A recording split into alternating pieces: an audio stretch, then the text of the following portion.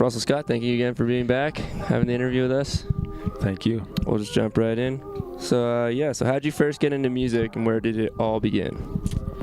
So it all started in a basement, actually. I was with my buddies. We were 13 years old, and we were freestyling over an instrumental for the very first time. What were your major influences musically? A lot of it was genre-based. As a kid, living in my home, my father always had music playing. The genres that I grew up on were oldies, Motown, rock and roll, classic rock, some country, even popular music of its time.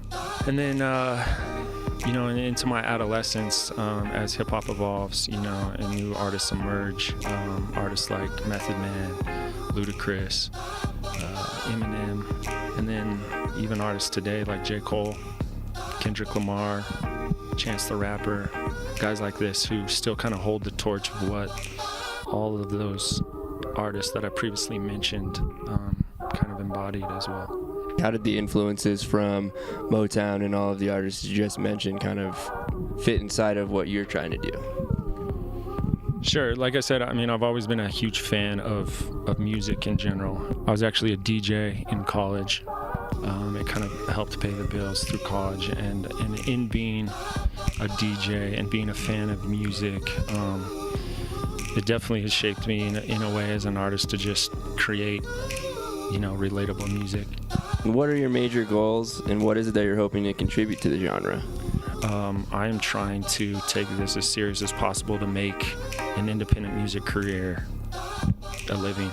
What is the message you are trying to share with the listener? What is it kind of that you're trying to get when you speak and you rhyme? What are you saying? I would say to follow your dreams, and I feel like that phrase is so overused. I feel because as we get older in life, everybody realizes the importance of it. I'm talking about just doing what you genuinely love to do and pursuing that in life. Because we got one to live. Why not pursue something you enjoy? So what changed for you in your life that caused you to click into the music pursuit rather than something else? For sure. I would say what changed was me sitting in a cubicle in front of dual monitors for 5 years, working a 9-to-5. This music dream had always just continued to knock. I literally remember being moved to tears about a little over a year ago, knowing that I had to do something about it. I don't know. I felt like I had something within myself that could provide and offer a little more than what I was doing at my desk job. So that's why I'm here. That's what clicked. So how do you feel about the direction of hip-hop today in terms of the genre, and how do you think things like mumble rap fit into that? Actually, I never even heard of mumble rap. When I was growing up, you could draw a circle around hip-hop. You knew exactly what it was, what it looked like, what it consisted of. Now it's evolved into something kind of just difficult to wrap your head around as far as identifying what that exactly is.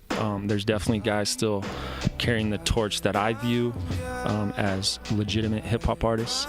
With us living in this country, this world that we're living in, I don't know why we can't say more, or why we wouldn't be inspired to say more. And so, like I said, there's definitely guys that are doing that. They're keeping that alive within hip-hop. How did the 4 elements of hip-hop shape your journey? I think growing up, if you were into hip-hop, you were kind of interested in it all. I was like an artistic kid, so I never really got into graffiti, but I loved getting lost within a book of, trains or whatever. Like I said, I DJ'd in college. I obviously identified the most with MCing and freestyling.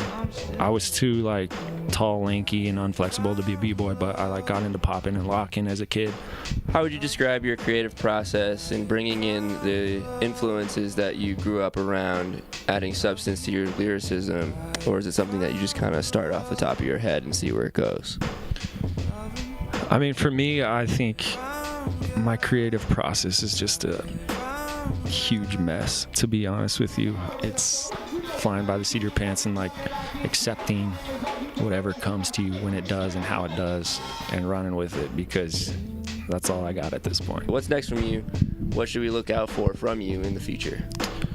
Yeah, so within the near future, you can definitely keep your eyes and ears out for my latest album.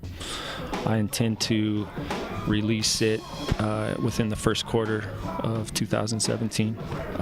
I've yet to set a specific date, but we'll be releasing a handful of singles in promotion of it, setting a date, and then dropping the album. And so, yeah, I'm really excited about it. I think